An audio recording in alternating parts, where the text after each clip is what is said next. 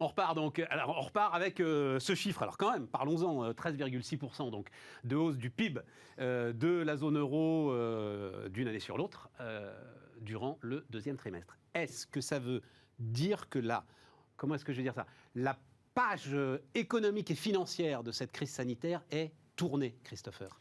Quasiment, puisqu'on va revenir un tout petit peu avant ce qu'on anticipait, c'est-à-dire que le niveau de PIB va revenir au niveau de la zone euro. Son niveau va être, par exemple pour la France, le niveau de PIB de 2019, on va le retrouver en fin d'année. Ouais. Initialement, on devait le retrouver plutôt au début d'année prochaine. Donc on gagne quelques mois. Ce qui est important, je pense, pas tant de retrouver le niveau de PIB, ça c'est la bonne chose, mais de regarder comment ça s'est passé, avec finalement peu de destruction d'emplois, y compris dans les populations qui sont d'habitude les plus vulnérables. On pensera par exemple aux jeunes. En termes de destruction d'entreprises, on n'en a pas eu une flambée comme tout le monde l'anticipait. Donc on est finalement sur une situation où on peut conclure que l'action à la fois des États, l'action de l'Union européenne, elle était finalement très efficace. Bien sûr, de banques centrales, elles étaient très efficaces indéniablement. Ça nous a permis d'éviter une destruction qui aurait été extrêmement massive. Maintenant, il faut voir la suite, c'est-à-dire on revient à notre niveau 2019, mais qu'est-ce qu'on va faire par la suite? Quels sont les investissements? Mais pour être clair, aujourd'hui, vous pouvez graver dans le marbre que la catastrophe annoncée n'aura pas lieu.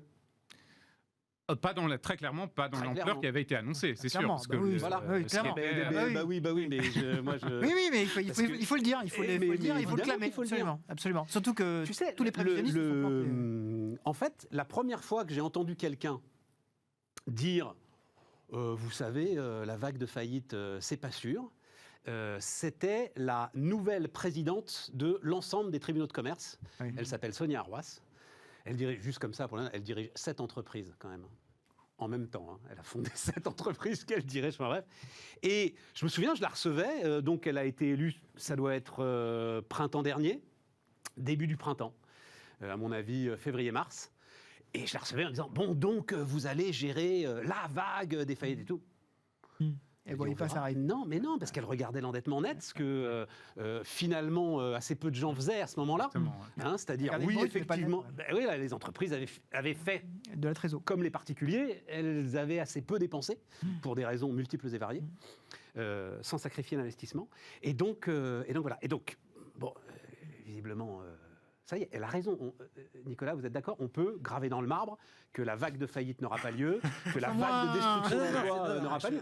Non, mais 8% de taux de chômage en France, les amis, quand même. Enfin, non, mais ça aurait pu être une ambition présidentielle. Hein. Évidemment, par rapport à 2008, c'est une réussite énorme. Ça, au moins, on a tiré la leçon de 2008, ce qui est quand même déjà vraiment une très bonne chose. Ensuite, si on regarde un petit peu par rapport, là, on a plus 13% effectivement par rapport à l'année dernière. Si je regarde par rapport au niveau pré-pandémique, en France et en zone euro, en gros, on est à -3 aujourd'hui. C'est ça. Voilà. Aux États-Unis, on est déjà à +1. Il y a déjà un décalage de 4 points de croissance qui est quand même assez conséquent. Ouais. Et en fait, ce que disait Christopher avant, c'est qu'on va arriver donc à la fin de cette année au niveau qu'on avait fin 2019, ce qui veut dire que les années de croissance 2020-2021, par contre, on les oublie. C'est-à-dire qu'on n'est pas revenu à la trajectoire de croissance qu'on avait avant crise. On est d'accord. Et par contre, ça, c'est les États-Unis vont arriver à ce niveau-là à la fin de l'année. Et donc, ce qui est quand même déjà bien, c'est qu'on va dire, eux, ils ont effacé totalement la crise. Ouais. Donc, on ne la verra même pas. C'est-à-dire que si on enlève du graphique 2020 et 2021, on ne voit pas la crise. Elle n'a pas existé. Alors qu'en Europe, par contre, on aura un décalage quand même de 2 ans de croissance. Il y a 2 ans de croissance qu'on n'arrivera pas à rattraper. Qu'on pourrait rattraper, mais pas qu'on a choisi, mais on n'a pas fait une relance d'ampleur suffisante qui permettrait de rattraper ça, alors qu'on aurait pu le faire.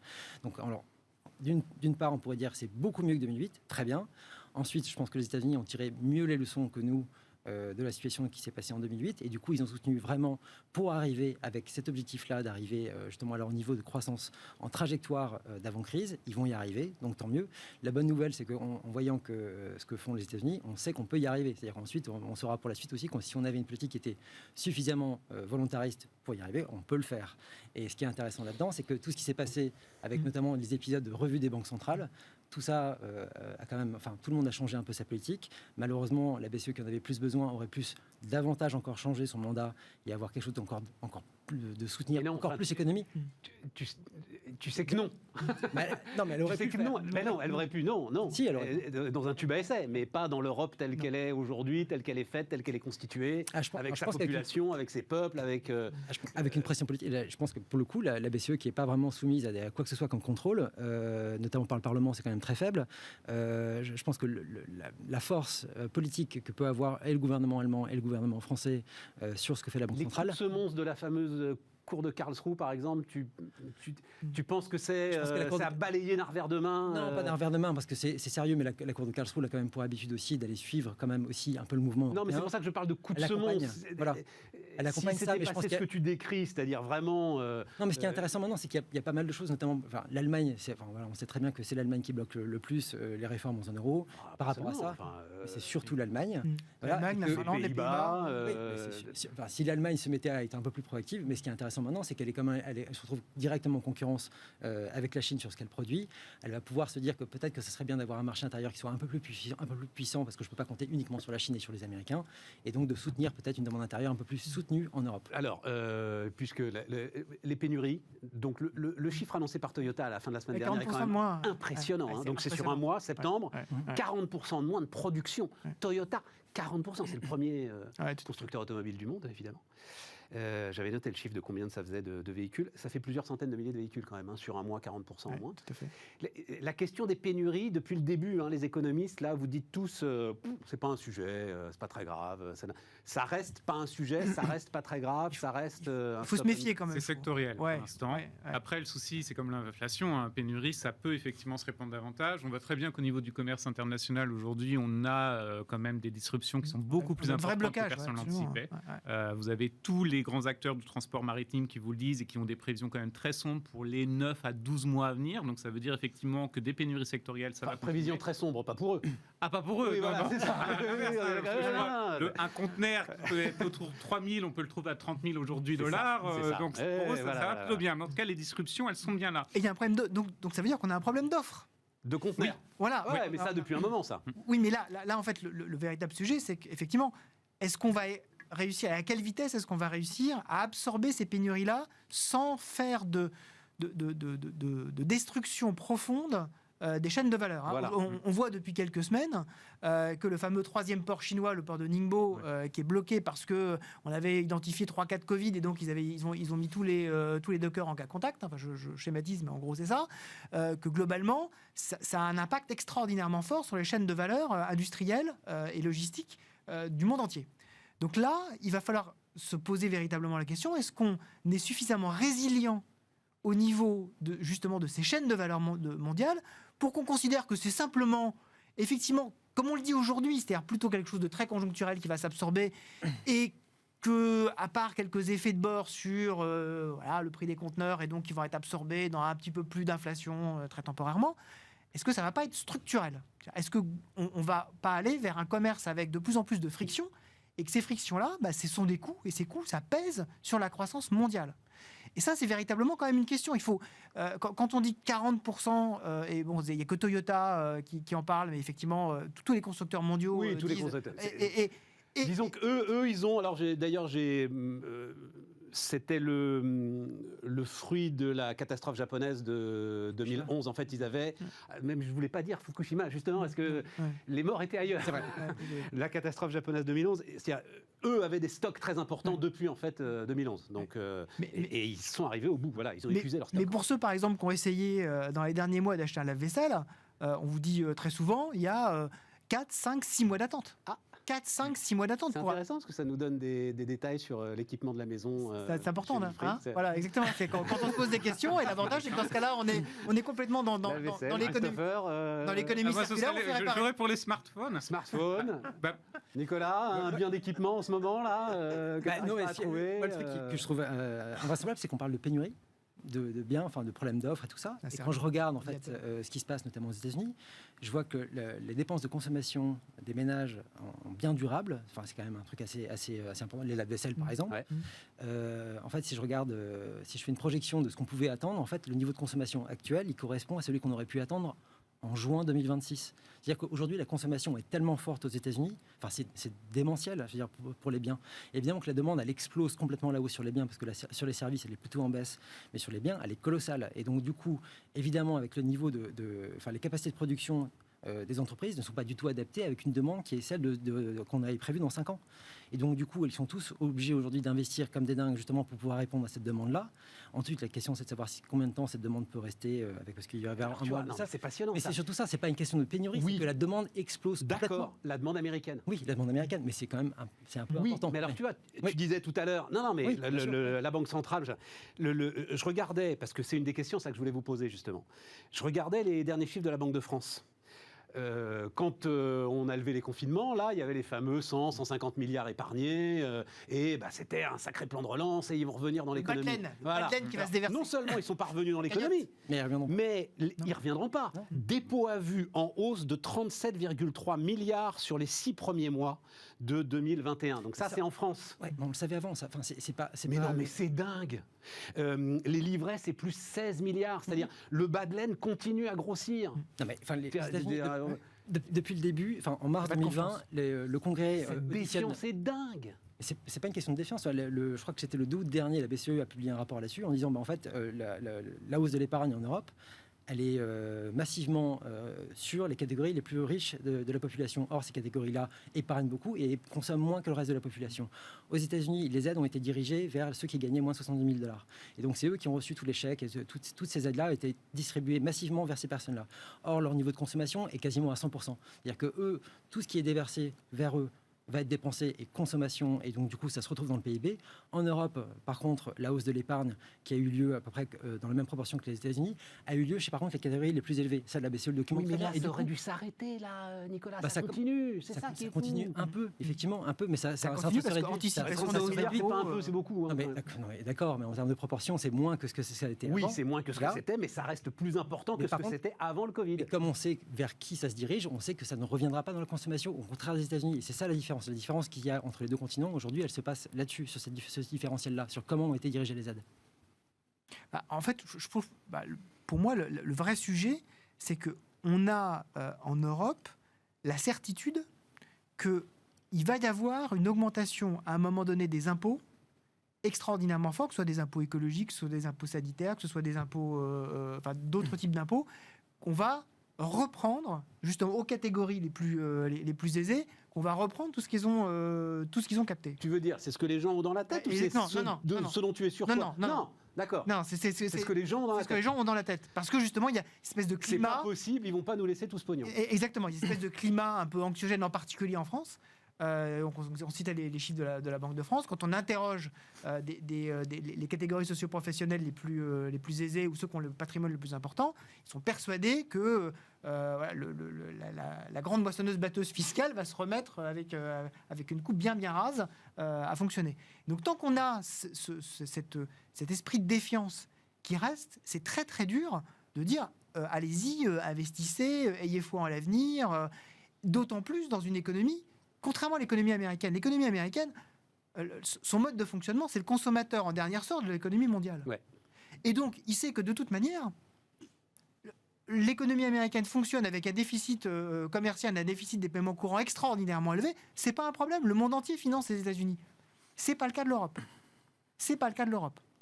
L'euro n'est pas la monnaie mondiale. Donc malheureusement, mon cher Wilfried, ce que tu disais tout à l'heure, dans les idées reçues, cette idée reçue est peut-être malheureusement... Il y a quelques fondements. Ah bah oui. Il y a quelques fondements.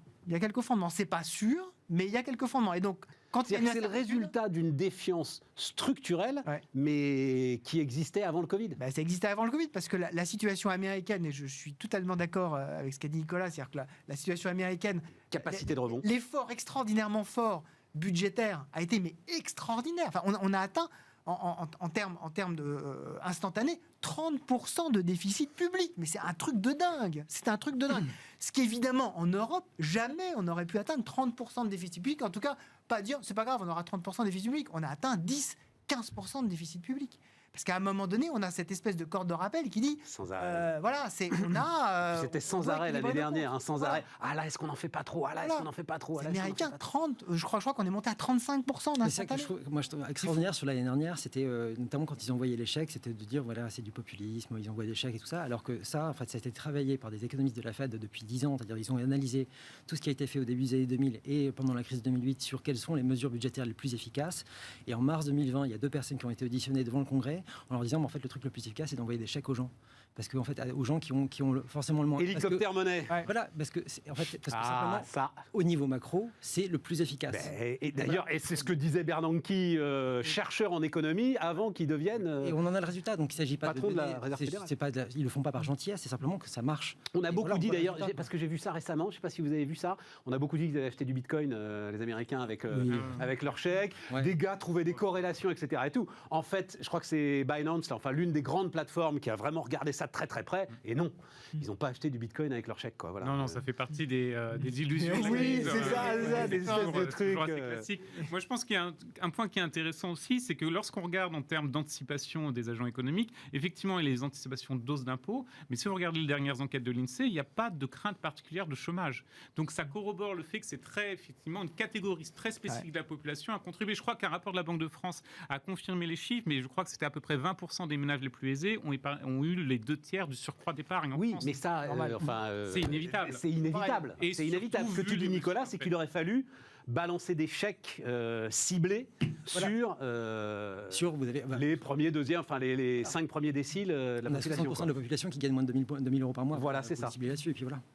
Et les dispositifs de chômage partiel, etc. Et tout, c'est pas une forme de chèque ciblé, parce que les Américains, eux, ils n'avaient pas ça. Et nous, on a eu un dispositif de chômage partiel très puissant, quand même. D'accord, mais les Américains, ils ont eu beaucoup plus. C'est-à-dire que le niveau de revenu des Américains, il a augmenté de plus de 10% l'année dernière. Enfin, il faut quand même se rendre compte. Enfin, nous, on a perdu quand même un petit peu. Nous, on a perdu. Enfin, je crois qu'on est à zéro. Non, pouvoir d'achat est une légère hausse. Je regardais encore légère hausse. Vous regardez les catégories ce qu'on appelle les plus fragiles de la population, eux sont plutôt en baisse. Et par contre, les catégories. Alors en fait, la plus fragile est en hausse. Et effectivement, vous avez raison, c'est ensuite deuxième, troisième, quatrième décile. Alors qu'aux États-Unis, donc ils ont ciblé vraiment vers les plus bas. Et donc on a sur l'ensemble de la population, donc la hausse des revenus, c'est quasiment plus de 10%. Enfin, sur l'année dernière, c'était la plus grosse hausse des revenus, je crois, depuis 99. Enfin, c'est un truc invraisemblable. Et donc vous avez des catégories parmi les revenus les plus faibles où c'est à plus 25, plus 30%.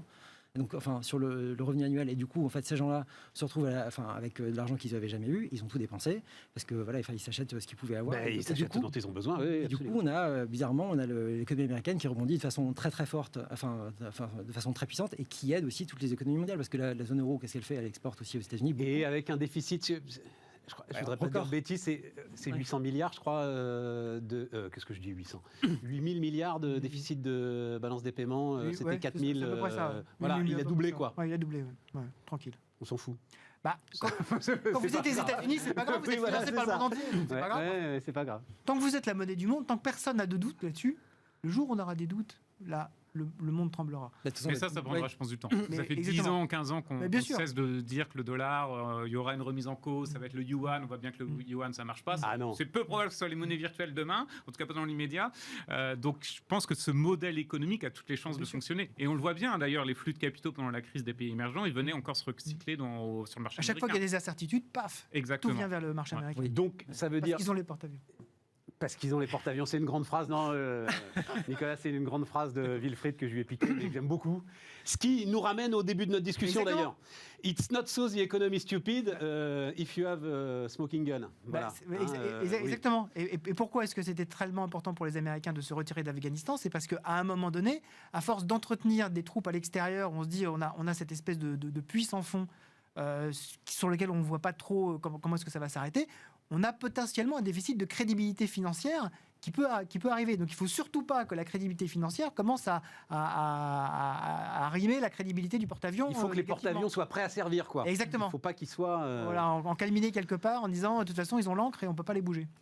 Bon, ça veut dire qu'il n'y a rien à faire pour aujourd'hui essayer de débloquer un petit peu de cette épargne pour qu'on ait un effet sur la consommation. Malheureusement, c'est perdu. En France, voilà. C'est perdu, à moins de refaire un nouveau round de stimulus budgétaire en Europe avec de le construire différemment. Mais ce qui serait pas totalement infondé. Je vais dire un truc de dingue, mais un peu d'enthousiasme autour de la campagne présidentielle, par exemple. Ça peut donner ça.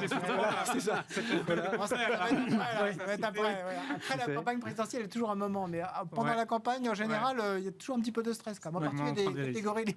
Il y a 10 dernières minutes. Est-ce que, puisque donc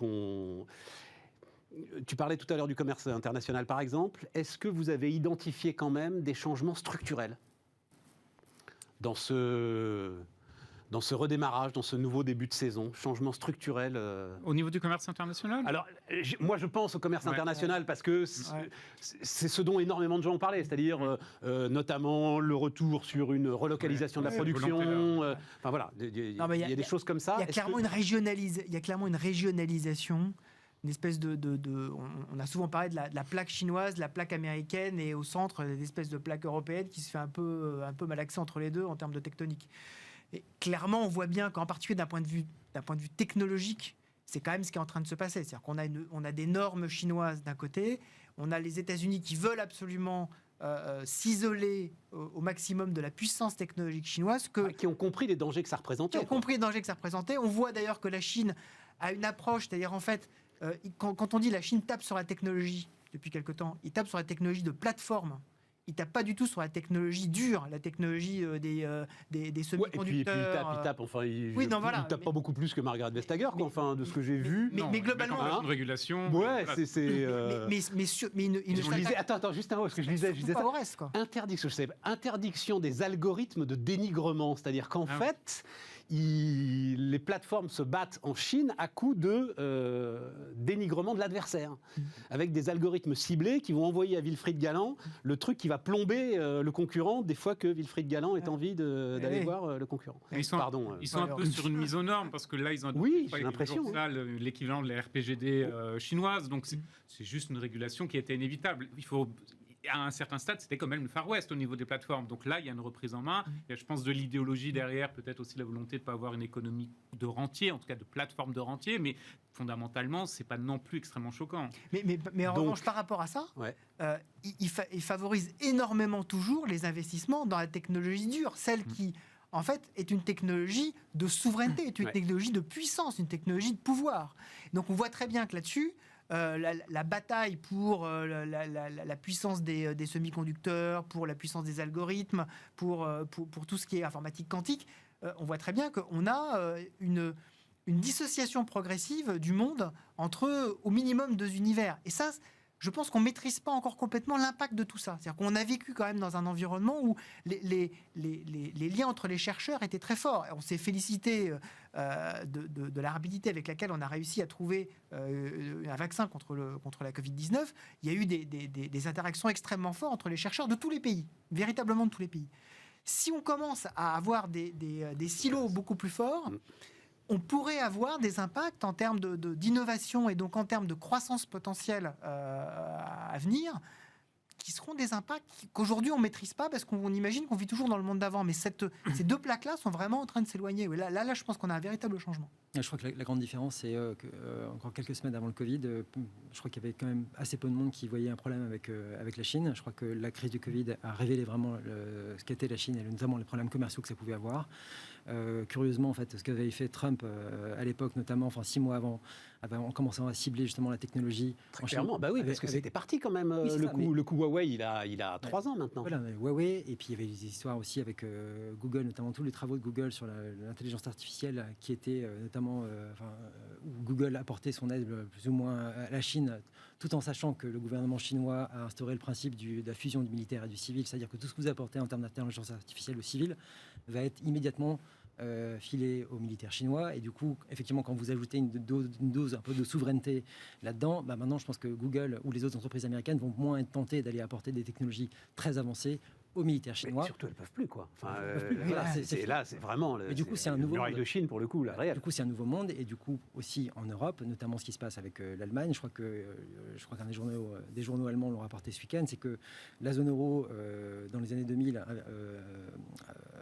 importait environ 50% de matériel avec des sources technologiques en provenance de Chine. Aujourd'hui, c'est 70%. C'est-à-dire que, en fait, la Chine, aujourd'hui, monte en gamme, évidemment, est montée en gamme. Elle est aujourd'hui en capacité de rivaliser avec les productions allemandes, et que, du coup, l'Allemagne, si dans les années à venir veut se protéger notamment de la concurrence que peut lui livrer la Chine, il va falloir qu'elle change un petit peu son fusil d'épaule et qu'elle arrête de transférer l'intégralité de ces technologies aux Chinois qui sont en train de dupliquer. Et ça, c'est un grand changement. Prise de conscience qui a été... On voulait ne pas voir. Si, je me souviens du blocage du rachat d'une grosse boîte de robots industriels allemands, dont KUKA. j'ai oublié le nom, voilà, qui avait été identifié à ce moment-là comme la réelle présidente. Mais ça, c'était aussi avant le Covid. C'est-à-dire des changements structurels qui soient liés à la crise. Christopher ? Au niveau du commerce international, pas vraiment, puisque finalement, la régionalisation que tu évoquais, elle était déjà mise en place à l'époque. Vous avez, on le voit très bien, au-delà des discours entre l'aspect relocalisation d'activités qui avait été mis sur la table en France, mais aussi par plein d'autres responsables européens, on voit que ça s'est très très peu matérialisé, parce que aussi c'est très très compliqué de relocaliser des activités, ça nécessite que les pouvoirs politiques aient une vraie volonté, ça nécessite une stratégie aussi, qu'est-ce qu'on veut relocaliser en termes d'activités, et notamment des activités où peut-être demain on aura un réel potentiel. Donc aujourd'hui, ce qui se passe, c'est qu'effectivement les centres de pouvoir qui commencent à se déplacer en termes de commerce international, ils sont toujours bien là. La Chine n'est plus l'atelier du monde, c'est plus l'Asie du Sud-Est. On parlait de Samsung tout à l'heure, enfin des smartphones. Aujourd'hui, du fait de la Covid, Samsung commence à avoir des difficultés de fabrication de smartphones, puisqu'un tiers de leur production est aujourd'hui au Vietnam. Donc tout le phénomène de relocalisation d'activités qui avait lieu dans des pays à plus bas coût, mais qui montaient en gamme, il se poursuit.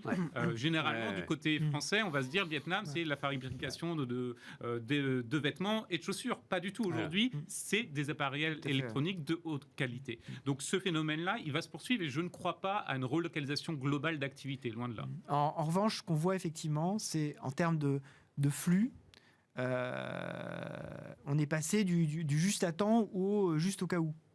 C'est-à-dire, en fait, tu cites Karine Havas, exactement, General Manager d'IKEA en France. Exactement.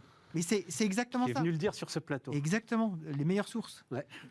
Qui disaient qu'effectivement, on ne pouvait plus aujourd'hui se reposer uniquement sur la puissance logistique d'un acheminement au jour le jour, voire même à l'heure pour un certain nombre d'industriels. Il fallait absolument avoir de la sécurité sur ces approvisionnements. Et on parlait tout à l'heure... Elle disait « et si jamais ». On est passé de juste à temps à « et si jamais ». C'était ça sa formule. C'était « et si jamais ». Et en fait, on parlait tout à l'heure des stocks de Toyota. Tout à fait. Toyota, c'est ça. On parlait des stocks qu'avait fait Tesla sur ces voitures. Là, maintenant, ils sont épuisés, mais il avait fait énormément. Mais ce qui veut dire que ça va encore plus, d'ailleurs, accélérer les pénuries. C'est-à-dire que dès qu'il va y avoir des poches de production, les industriels vont chercher à stocker massivement.